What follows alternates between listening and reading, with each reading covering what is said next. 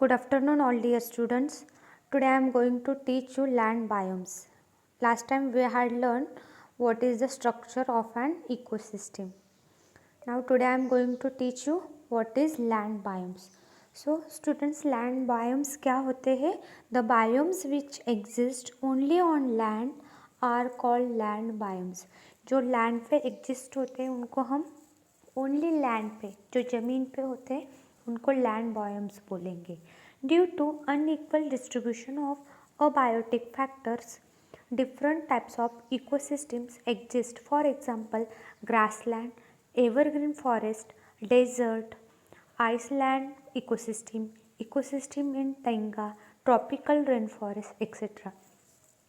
देखो, जो लैंड पे जो इकोसिस्टम होते हैं, जो अनइक्वल डिस्ट्रीब्यूशन होता है biotic factors as well as different types of ecosystem का जो लैंड पे एग्जिस्ट है. कौन से इकोसिस्टम लैंड पे प्रेजेंट है?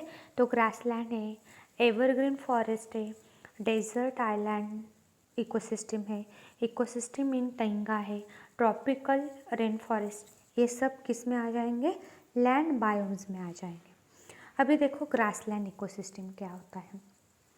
तो देखो, grassland developed where rainfall is not enough to grow big tree. Grassland किधर डेवलप होता है? जिधर रेनफॉल ज़्यादा नहीं होते.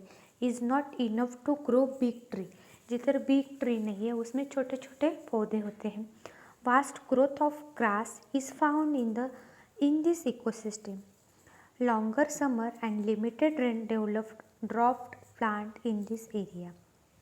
छोटे छोटे लॉन्गर समर की वजह से इसमें सिर्फ लिमिटेड रेन होने की वजह से सिर्फ डॉर्फ प्लांट ही डेवलप्ड होते हैं. Animal like goat, sheep, giraffe, zebra, elephant, deer, cheetah, tiger, lion etcetera are found in this ecosystem. ये सब एनिमल हमें इस इकोसिस्टम में देखने को मिलते हैं. Similarly various birds, insect, microbes are also present.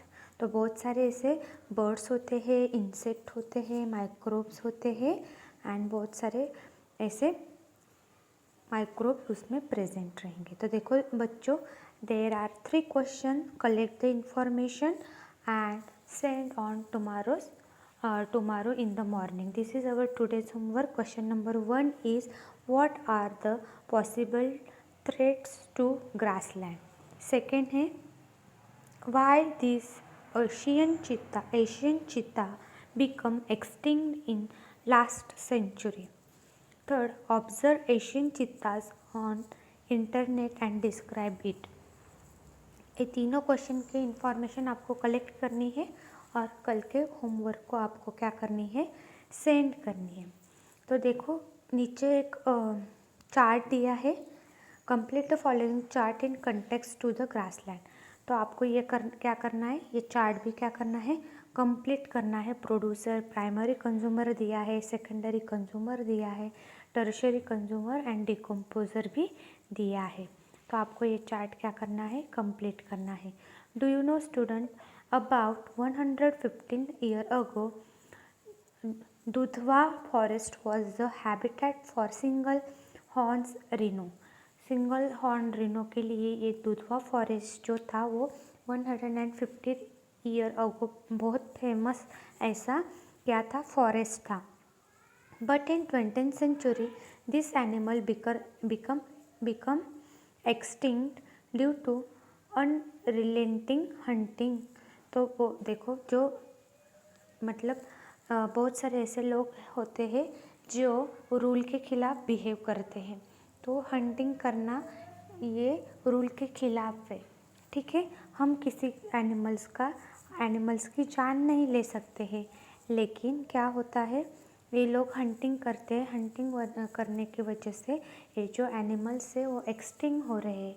तो वैसे ही ये जो सिंगल हॉर्न रिनो था, तो ये 20th सेंचुरी में इसका जो पॉपुलेशन है वो एक्सटिंक्ट हो गया, कम हो गया.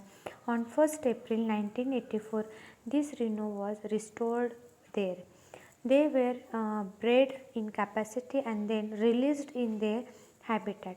For this 27 square kilometer grassland and forest were round the year water sources were available were selected. 2 observations were established. These efforts are successfully. फिर बाद में उसका क्या हो गया, मतलब कंजर्वेशन करना स्टार्ट हो गया. फिर उनको इस एफर्ट्स में क्या मिल गए, सक्सेस मिल गया. तो student, can we call a tree an independence ecosystem? ऐसा हम बोल सकते हैं क्या, इंडिपेंडेंस इकोसिस्टम? इसका भी आंसर आपको ढूंढ के कंप्लीट करना है. ठीक है, अभी हम देखेंगे एवरग्रीन फॉरेस्ट क्या होता है. देखो, it is a natural ecosystem where variety of plant, animal and abiotic factors is found. तो नेचुरल इकोसिस्टम में हमें बहुत सारे प्लांट, एनिमल और बायोटिक फैक्टर्स हमें दिखाई देते हैं. तो देखो, नेचुरल पार्क सेंचुरी और कौन से स्टेट में है, गिर जो है वो हमें कौन से स्टेट में दिखाई देता है, गिर नेशनल पार्क और सेंचुरी, दादिगम, रणथंबोर, दाजीपुर, काजीरंगा, सुंदरबन, मेलघाट, पेरियार, ये सब आपको क्या करना है, ये चार्ट में कंप्लीट करना है. तो देखो बच्चों, right the information about various component of forest. Forest के बहुत सारे कंपोनेंट हैं जो प्रोड्यूसर होते हैं, प्राइमरी कंज्यूमर होते हैं, सेकेंडरी कंज्यूमर, टर्शरी कंज्यूमर और डिकम्पोजर. जैसे कि एग्जांपल में दिया है कि dipterocarpus, teak, pine and sandalwood. Extra आपको और नाम डालने हैं. फिर प्राइमरी कंज्यूमर क्या है, and, grass hopper, spider, butterfly. Secondary consumer क्या हो जाएंगे, snake, bird, lizard, jackal. Tertiary consumer कौन हो जाएंगे, टाइगर, फैल्कन, चीता. और इनको डिकम्पोज करने का काम कौन करेगा, एस्परजिलस पॉलीकार्पस. ठीक है, तो देखो, do you know students, many ecosystems are conserved in about 520 sanctuary and national park in India. तो कंजर्वेशन करने का जो काम था कितने सेंचुरीज में हुआ, 520 सेंचुरीज जो नेशनल पार्क है इंडिया में, उसको कंजर्व किया गया. ठीक है, the great Himalayan national park is the largest sanctuary where white panther rare species is conserve. तो देखो, जो great Himalayan national park is the largest sanctuary where white panther और रेयर स्पेसीज इज कंजर्व. तो इसमें white panther हमें दिखाई देते हैं. Elephant, wild boar, wild buffaloes, deer, tiger, panthers are conserve at Kaziranga, Assam. 2/3 of the total number of single horned rhino in the world is found at the Kaziranga. तो 2/3 जो total number है single horn का, इसमें से वर्ल्ड में कितने हमें दिखाई देते हैं, तो 2/3 of the total number of the single horn rhino in the world is found at Kaziranga. Kaziranga में सबसे ज़्यादा ऐसे रिनो है. 2/3 जो टोटल पॉपुलेशन है उसमें से वो काजीरंगा में हमें मिल जाते हैं. The sanctuary of Bharatpur is famous for aquatic bird. जो भरतपुर का सेंचुरी है वो एक्वाटिक बर्ड्स के लिए क्या है, फेमस है. And Ranthambore sanctuary is famous for tiger. Ranthambore जो सेंचुरी है वो टाइगर के लिए क्या है, फेमस है. तो देखो, गिर forest in Gujarat is the only habitat shelters for the spectacular Asian Lions. ठीक है, अभी हम देखेंगे एक्वाटिक इकोसिस्टम. एक्वाटिक इकोसिस्टम के बाद फ्रेश वाटर इकोसिस्टम हम नेक्स्ट वीडियो लेक्चर में पढ़ेंगे. अब हम देखेंगे एक्वाटिक इकोसिस्टम. तो एक्वाटिक मतलब पानी, वाटर में रहने वाले जो इकोसिस्टम होते हैं उनको बोलेंगे एक्वाटिक इकोसिस्टम. तो 71% of the earth surface is covered by water and only 29% has land on it.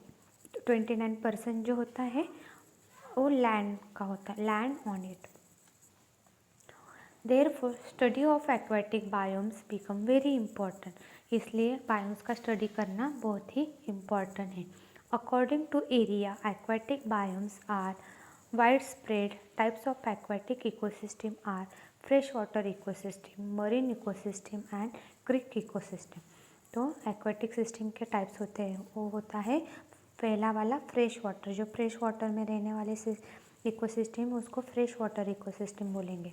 जो ओशन मरीन वाटर में रहने वाली है उसको मरीन वाटर इकोसिस्टम बोले। और जो क्रीक इकोसिस्टम है वो है क्रीक वाटर इकोसिस्टम। ठीक है, तो अभी नेक्स्ट लेक्चर में हम देखेंगे fresh water ecosystem. I hope कि आपको एक्वाटिक इकोसिस्टम समझ में आ गया और जो फॉरेस्ट एवरग्रीन फॉरेस्ट है उसके बारे में भी आपको समझ में आ गया। ठीक है, this was our today's lecture student. Thank you, bye bye.